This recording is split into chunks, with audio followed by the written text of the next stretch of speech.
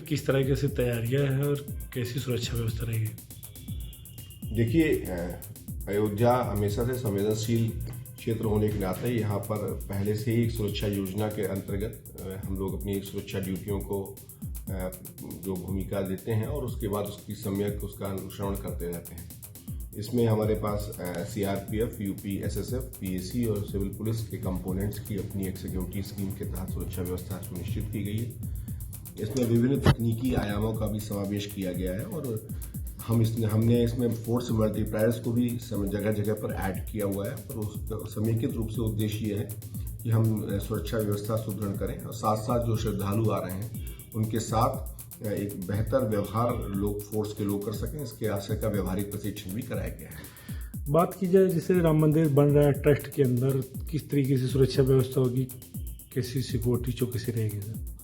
देखिए, सुरक्षा हम लोगों ने जो इसमें पूरी की पूरी जो हमारी नई सिक्योरिटी प्लान है उसके तहत कोई भी व्यक्ति जाएगा तो उसे एक फैसिलिटेशन सेंटर है उसके तहत गुजरना होगा, सिक्योरिटी चेकअप्स हैं उसके तहत उसके जाना होगा।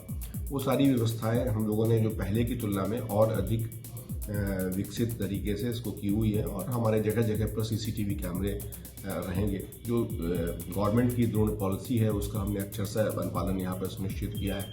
कोई भी बिना अनुमति के कोई ड्रोन इस एरिया में अगर उड़ते हैं तो उसमें हम जवाबदेही तय करेंगे, कठोर कार्रवाई करेंगे। एंटी ड्रोन सॉल्यूशंस को भी उस समय व्यवस्थापित रखा जाएगा ताकि हम उस पर प्रभावी कार्रवाई समय रहते कर सकें। रिवराइन सिक्योरिटी को भी हमने सुदृढ़ किया है और आगे के आने वाले समय में हम नदी तट के माध्यम से भी एक व्यापक सुरक्षा योजना हमारी तैयार है जिसका हम एक बेहतर अनुपालन कराएंगे और उसका अनुश्रवण भी हम इसको लगातार करते रहेंगे। ट्रैफिक मैनेजमेंट को किस तरीके से व्यवस्था की? देखिए, हमने अपने यहाँ पर 37 विभिन्न पार्किंग स्थलों को चिन्हित किया है। कुछ शासकीय भूमि पर है, कुछ अशासकीय हैं। दोनों तरह के स्थितियों पर हम लोगों ने एक अपनी बेहतर तैयारी की हुई है। उन पर भी हम ANPR कैमरे स्थापित रखेंगे। हम एक एडवांस सिस्टम भी विकसित करने पर कार्य कर रहे हैं जिससे कि लखनऊ से चलने पर ही आपको पता चल जाए कौन सी पार्किंग आपके लिए खाली है, कौन सी पार्किंग आपके लिए अभी उपलब्ध नहीं है। हम उसी तरीके से ट्रैफिक मैनेजमेंट सिस्टम करेंगे। डिफरेंट स्क्रीन्स के माध्यम से भी लोगों को इस तरह से अवगत कराया जाएगा कि उनको किस तरफ जाना ठीक रहेगा। समय समय पर एडवाइजरीज हमारी वेबसाइट के माध्यम से जो कि हम उसको भी लोगों को बताते रहेंगे और विभिन्न चैनल्स के माध्यम से भी। तो कुल मिलाकर के जो पीक डेज हैं जहाँ पर हम ट्रैफिक डाइवर्जेंस अपने रखते हैं मेलों के दौरान, वहाँ पर हम करेंगे।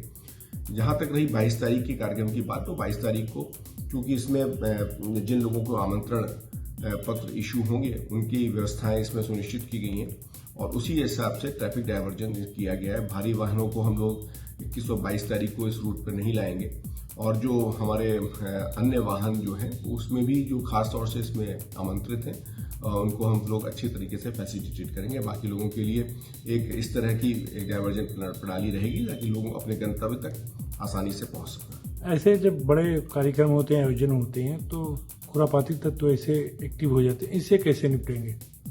देखिए, हम लोगों ने अपनी तरफ से सभी व्यवस्थाएं सुनिश्चित की गई। आसपास के डिस्ट्रिक्ट्स में, पूरे स्टेट में ऐसे लोगों को चिन्हांकित करके इनकी फोटोग्राफ्स, इनका डेटाबेस हम लोगों ने उस तरह से लिया हुआ है। इंटेलिजेंस एजेंसीज एक्टिवेट हैं ही, स्थानीय स्तर पर भी उसे और सक्रिय किया गया है और हम कुल मिलाकर के आर्टिफिशियल इंटेलिजेंस की टेक्नोलॉजी का भी कैमरों के माध्यम से हम उसका प्रयोग कर रहे हैं और कुल मिलाकर के उद्देश्य है कि हम ऐसे लोग जो पहले से रडार पर हों उनको हम अयोध्या में प्रवेश न करने दें और लगातार अपनी सतत चौकसी, शाश्वत सावधानी के माध्यम से एक बेहतर सुरक्षा व्यवस्था सुदृढ़ करें।